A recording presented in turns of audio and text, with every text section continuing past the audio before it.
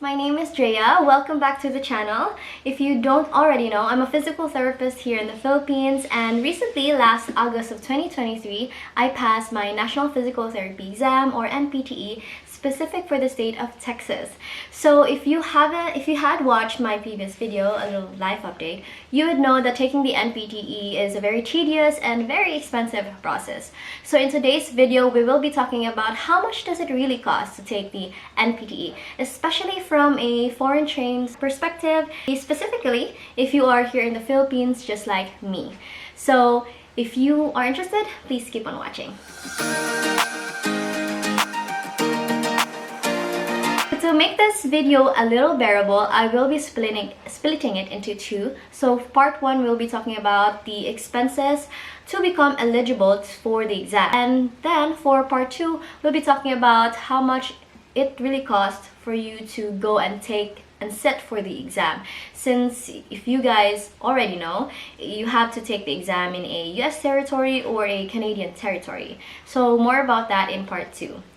However, before we are going to start, I will be sharing a few disclaimers. So the first one will be that all the expenses stated in this video, or all the numbers that I will be sharing, is solely based on our experience. So that's me and my boyfriend Brandon, who also took the exam with me, and it is very specific for the time frame that we did the whole process. So that's 2021 to 2023. So we know that inflation is very real, so the prices might increase depending on when you're going to process your whole NPTE journey. And also, our experience is very specific to the state of Texas because that is the primary licensure state that we want to be licensed at. So if you are planning to be a physical therapist in a different state, please make sure to check and do your own research on all the requirements that is required for your state, because that would also again differ with the expenses, and you can just cross-reference this if there's like differences, and just use this as a guide maybe. I think that is it. So without further ado, let us start. Okay, so the main question really when you plan on taking the NPTE is how much does it really cost for you to start the whole NPTE journey. So that was the main question I had when I also first started, and also it is that will also be a major factor in deciding what route or which country you want to be going to in the future. So it's gonna give you a little bit more idea, right? So for every physical therapist, foreign trained, who wants to be licensed in the United States, everyone has to go through a credentialing process. So basically, this is a process in which they take all of your documents and see if you actually went to school for physical therapy, right? So they have to check all of your documents to make sure you're a legit PT in where you're coming from, and if it is on par with the US standard. So for credentialing, everyone has to go through FCCPT. It's actually a very famous agency to check all of your documents to do the credentialing process. So I'll actually be linking their website below in the description. So for FCCPT, you will pay for their service. So for us, initially, December of 2020, we initially actually planned to be licensed in the state of New York. So for that service, credentialing service for specific to the state of New York, we paid $440 or 22,200 pesos. And then 2 months later, me and my boyfriend Brandon decided that Texas is going to be a better state for us. So for the state of Texas, you have to go through a different credentialing service, still under FCCPT. So we had to pay an additional $880 for me and Brandon each, which is 42,000 pesos. So in total, we spent, for the credentialing process, we spent 1,320 pesos or 64,000 pesos.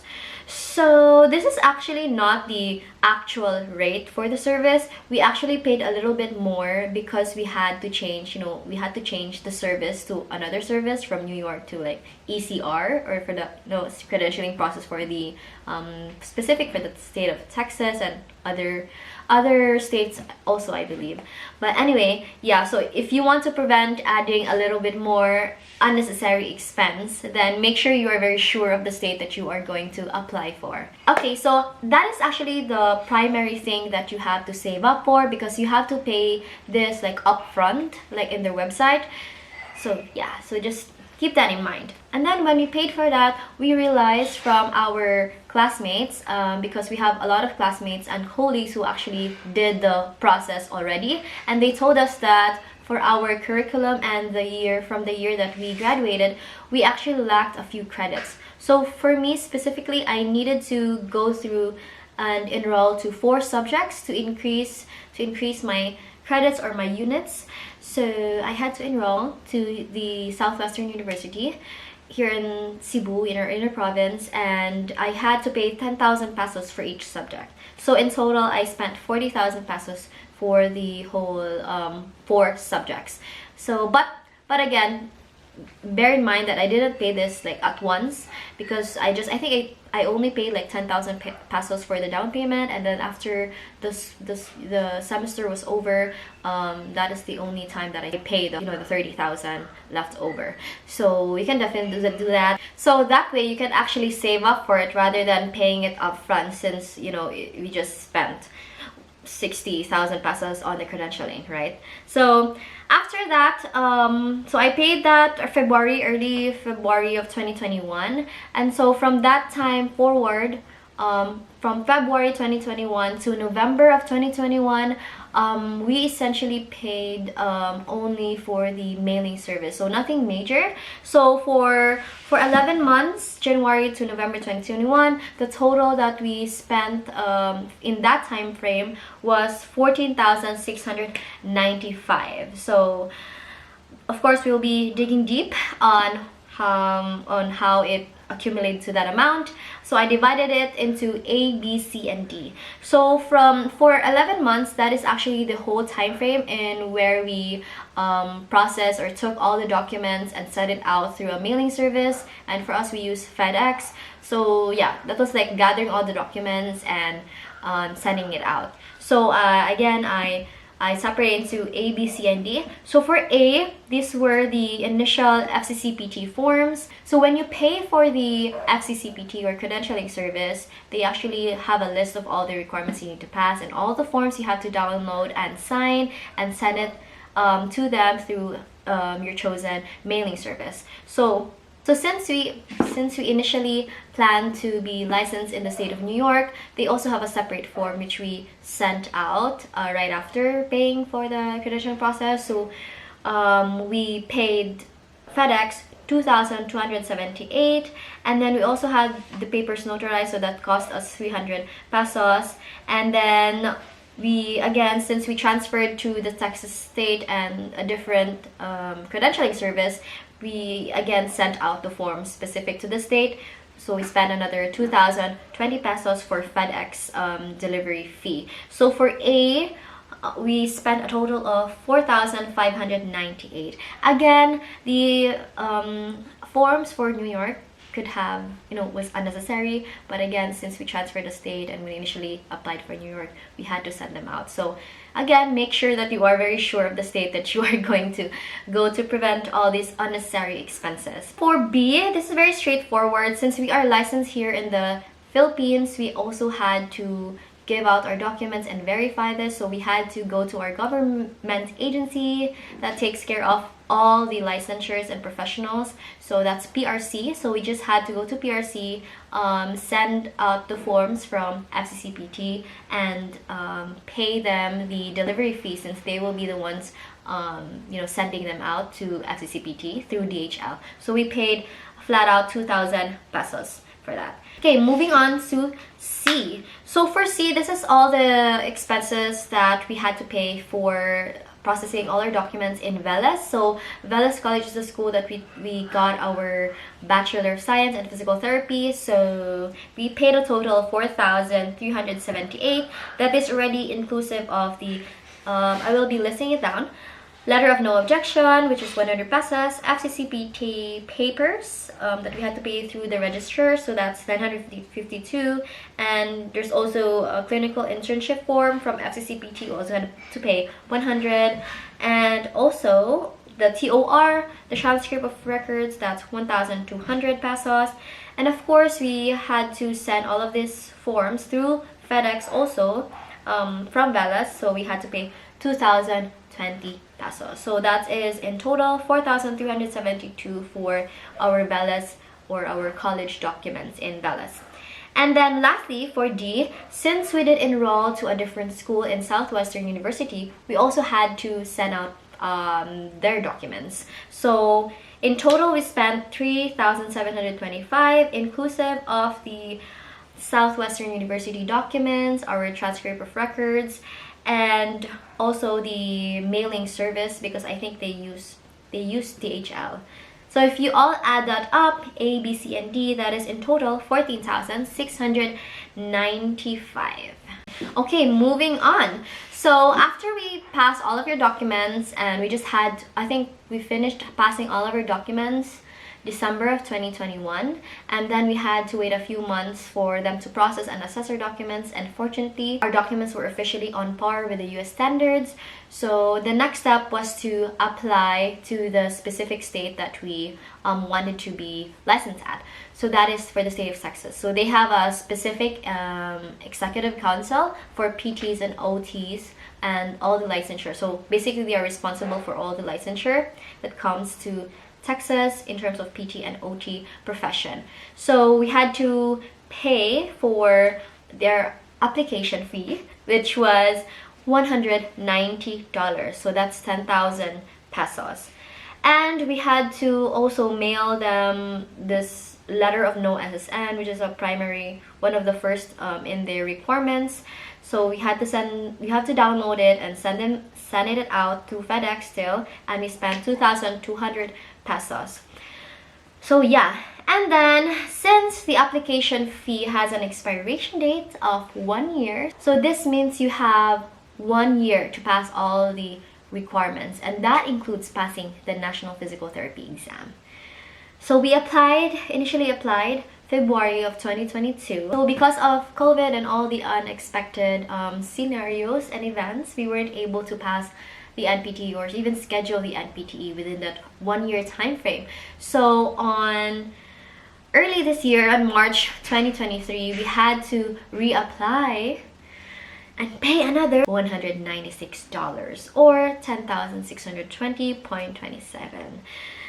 Yeah, so yeah, there's a 1 year expiration date, guys. So if you are planning to apply to your specific state, make sure you know that, so that you can try to manage your time frame within that time frame that they give you, like giving out all the requirements. So just be mindful of that. So anyway, moving on. So next requirement is TOEFL. So like I said, for Texas, they require us to take the TOEFL to be eligible to take the exam. So for TOEFL, I took it November of 2022 initially, so that cost me 15,000 pesos. I did not go to a review school or whatever, so I just self-studied. And this is a little embarrassing, but I took it 3 times. 3 times. So that's 15,000 times 3, so that's 45,000 pesos, which was super unnecessary, guys. It was totally my fault. When I took it, I overestimated myself. I thought that it was going to be super easy, since I've been speaking English ever since elementary in the Philippines. That's usually the norm, and all the education and all the books that we read are in English. So I definitely thought I was super smart, and then I paid a super big price for that. So yeah, but fortunately I took it January of 2023, and thankfully passed it the 3rd time around. So yeah, and also with TOEFL, I had to send another score report to PTOT Texas. which cost me $20 or 1,122.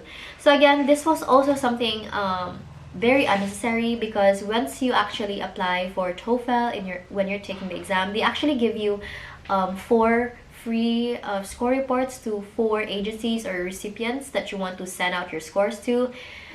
It was supposed to be free, and then I forgot to tag PTOT Texas. Okay, so I had to pay another $20 for that. So anyway, don't be lousy like me, guys. So anyway, moving on. Oh my god. 45K. Anyway, let's move on, guys. So for the visa process, again, everything that we are talking about and all the process that we are making to take the NPTE will all be invalid, will all be thrown down the drain if we don't get a visa, right? So for us, we applied for a tourist visa, so that's B1, B2 visa, and we had to pay the application fee to get the visa, which cost us $160 or 8,320 pesos. So this is, we applied for this February 2022, very early because of the pandemic. There was a very long wait list, so we had to apply early, even if our schedule for the visa was this year. So it was because of the pandemic. Anyway, I'm pretty sure, guys, that the price for the US application fee right now is over $160. I think it's already over 200. I think, I'm not sure, but it's definitely not 160 anymore. So of course, since we are living in Cebu City, so we had to fly to Manila to have the interview. So for the flight, we paid 4,000 pesos. And of course, for the accommodation for a few days, we spent 4,684. So me and Brandon actually applied it together as well. So that saved us a little bit more because we were 2. And also the allowance for going there, you gotta eat, right? So we budgeted 10,000 pesos to allocate for the expenses in the trip. So this all happened for the flight, accommodation, and the actual interview that actually happened this year, so May 2023. So I might be sharing a separate video about the whole visa process. Yeah, so please stay tuned for that as well. Okay, now that the whole visa process is over, we already now have an official date to take the exam. So that is the time when we registered for the exam.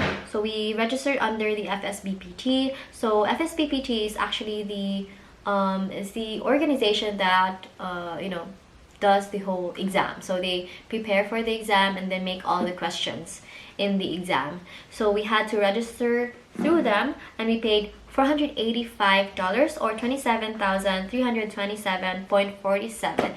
Yes, guys, taking the exam is very expensive. Okay, so and also we had to pay also for the venue. So the venue is at the Prometric. So the closest to the Philippines is Guam. So we actually had it in Guam. So we paid $100.30. So that's 5,695.97. So for the whole exam registration, spent a total of 33,023.44. Okay, that's 33,023.44 pesos. Okay. So now that we have registered for the exam, it's time to review and make sure that we pass the exam so that we don't have to pay for the registration fee again. So before we applied for the visa, we actually already estimated that we are going to be taking the exam surely within the year. So it may be July or October. So we started our review really early because we had work. So we chose Final Frontier Review Center as our review center. So we were supposed to pay $299, but because we applied together with our friends, so we were 3, me, Brandon, and Thea, one of our friend, we got 15% discount. So instead of $299, we paid $254.15, which is $14,137 in total. And along with the review, later on the review session, when we were about to take the exam. We paid for practice exams. So we paid for score builders exam and also PEAT practice exam. So for the score builders exam, we paid 3,429.19. And then for our PEAT practice exam, that is 5,600 pesos. Yes, guys, it is expensive. I actually did not add this up. So for the NPTE review, wait, let me add it. So in total for the NPTE reviewing for the exam, we spent 23,226.19. So yeah. So I think that is all. So to summarize, guys, I'll be listing it down. I'll be listing it out and posting. So first, the credentialings, that's 64,000. Southwestern enrollment, that's 40,000 pesos. Gathering requirements for credentialing, which took 11 months, that is 14,695. For the PTOT Texas registration, that's 22,820.27. For the TOEFL, which is a little bit expensive for me because I took it a couple times. It cost me 46,122. For the US visa process, that was 27,004 in total. For the exam registration, the scheduling and prometric and all of that, that took us 33,023.44 pesos. And for the lastly, for the NPTE review, that cost us 23,226.19. So yeah, so if you add all of that up, it totals to 270,890.63 pesos. Yes, and that is from December 2020 to July of 2023. So roughly 2 to 3 years. So that was the whole expense. So in my opinion, it is definitely, even if it sounds really overwhelming and scary, for me, it was bearable. I had a full-time job during this whole process, and I can say that even if my salary wasn't that big, I really worked hard and saved up for it. While I was doing a full-time job, I was also doing home care patients part-time. So it was a very, very long, and it really required a lot of hard work from me because self-funded. And of course, if your parents can support you in any way, that would be fantastic, and it will make the whole process a little bit easier. But if you don't, if you look at this whole process, it took us 2 to 3 years. So it's not, the 270 pesos actually is not like upfront. So you chop in the span of like 3 years. So I think it's quite bearable if you just work hard and work your ass out. So just to be eligible to take the exam and sit for it, this is the whole cost. I think that is it. So stay tuned for the next video or part 2 of this video, because we will be sharing how much it costs for us to go to the US territory, which is the state of Guam. So how much the tickets and the accommodation costs, and how many days we stayed, and also the expenses within that, because it is expensive. It's another expense, definitely. So please hit the subscribe button and also the notification bell to be notified when I'm going to post the next part 2. So if you think I missed anything, please comment down below, and if you do have any questions whatsoever, please leave it down in the comment section as well, and I'll be happy to answer them as quick as I can. So I think that's it, and I'll see you guys in part 2. Bye!